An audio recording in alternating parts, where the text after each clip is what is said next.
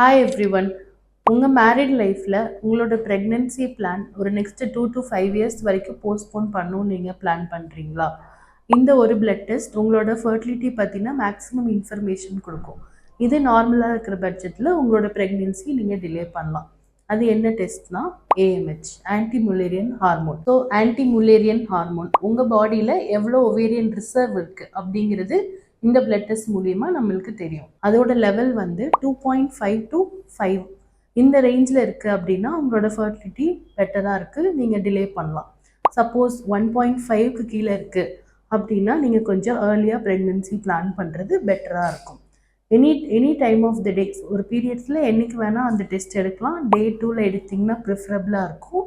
ஃபாஸ்டிங்கில் இருக்கணுன்றது அவசியம் கிடையாது.